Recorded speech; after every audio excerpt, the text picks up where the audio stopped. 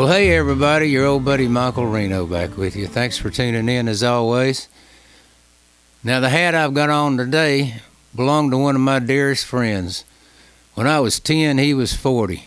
This is Sam Burton's old World War II Army hat. And the insignia on it, no, he was not a major. That insignia belonged to my dad. My dad was a lieutenant commander during the war. And both of them signed up early on. Now, Sam was 18 when the Japanese bombed Pearl Harbor, and he was one of the first ones down there at the recruiting office in Asheville to sign up. And I think he must have had about 20 pounds of fishing weights in his pockets, because he was just a little old skinny guy his whole life. So somehow he weighed enough to get in the Army, and they made a radio operator out of him. He carried one of those big radios, you've seen them, field radios, on a backpack that must have weighed about 40 pounds, which is probably a third of Sam's weight. Now, he was on 7 island invasions in the Pacific. Like I say, I thought he was the bravest man that ever lived. He was at Lehi in the Philippines. Started out in the Aleutians. Quite a war story in its own right. Like I say, Sam was a war hero to me. But you know, about everybody I knew of that generation, when you're my age, 71, was in World War II. My dad was in World War II. But my dad was not in the Navy.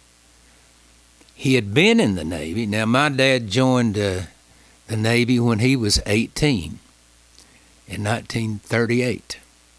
And they sent him to boot camp, and then they sent him to school to learn steam turbines.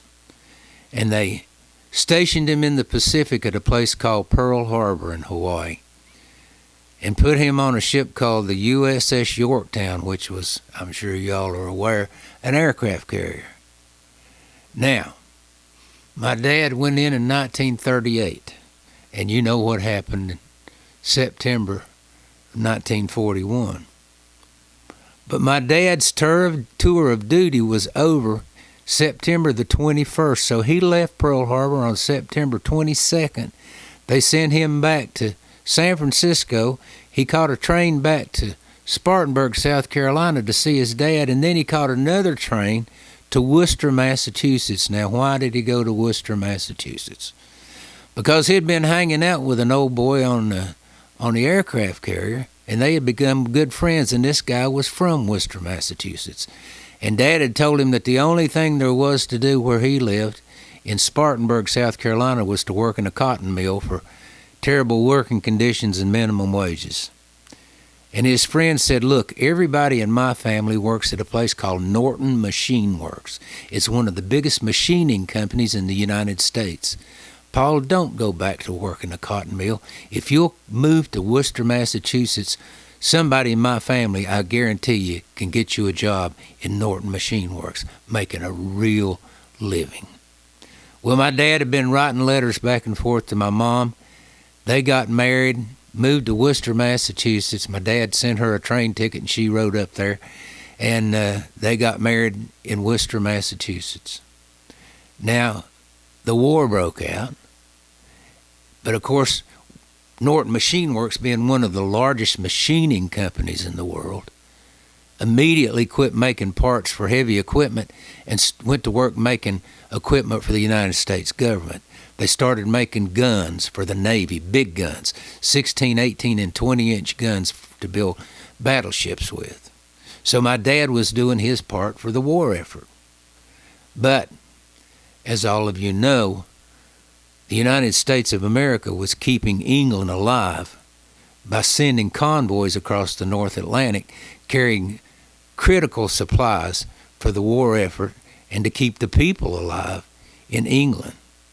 And of course, if we hadn't been able to do that, there never would have been a D-Day invasion. We would have had no place to launch a full-scale assault on the continent.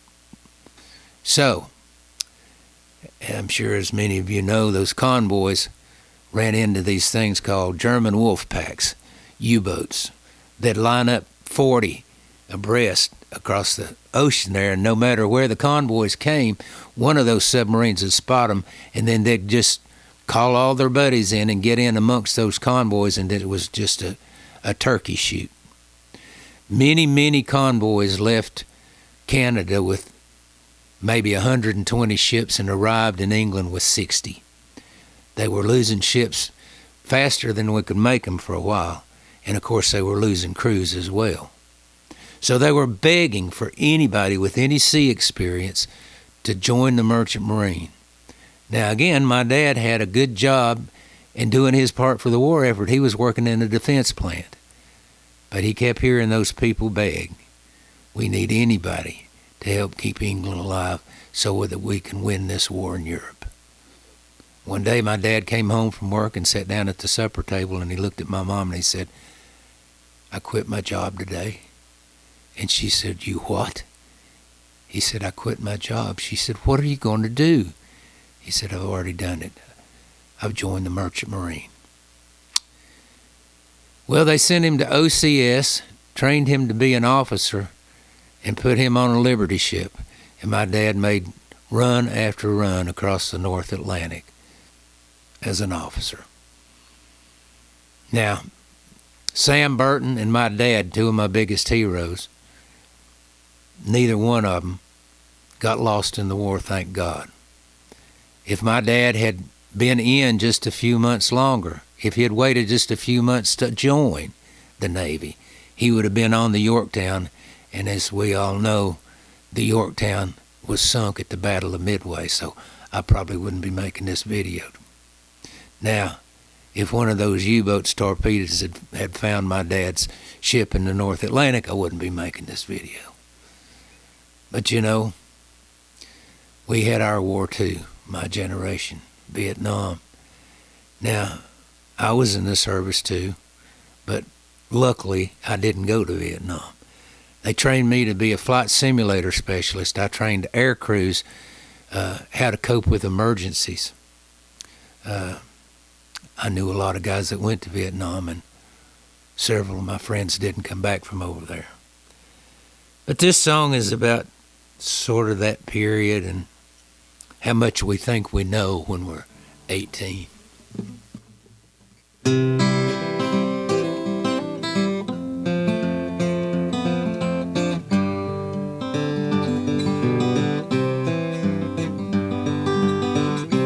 We got married in the springtime.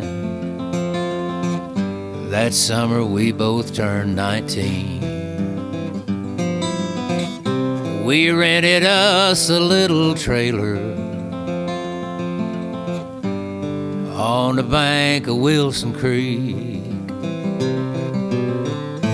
I got a job running a bandsaw, and she worked the curb at the Dairy Queen. And we thought love would last forever. The summer we both turned 19.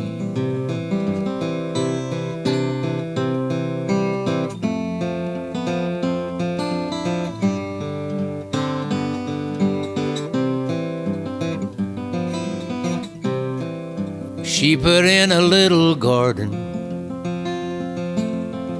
in a patch of sun up by the road. We ate fried fish and her tomatoes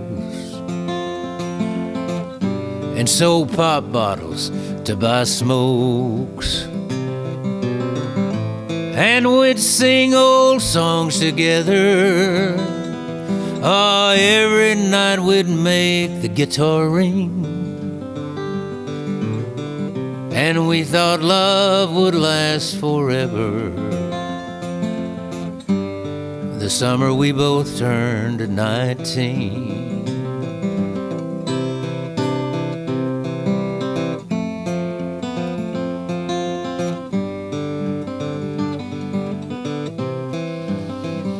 And then one day she came in crying from the mailbox.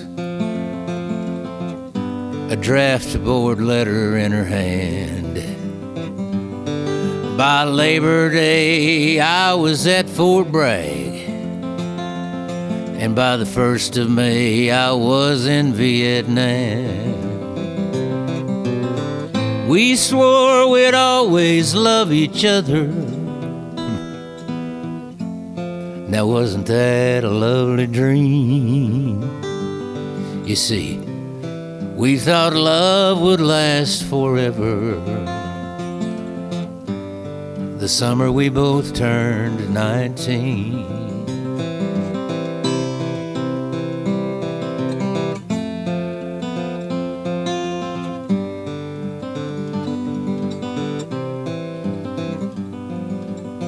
Well, I wasn't much at writing letters, and she wasn't good at living all alone. Half a world apart, our worlds were changing.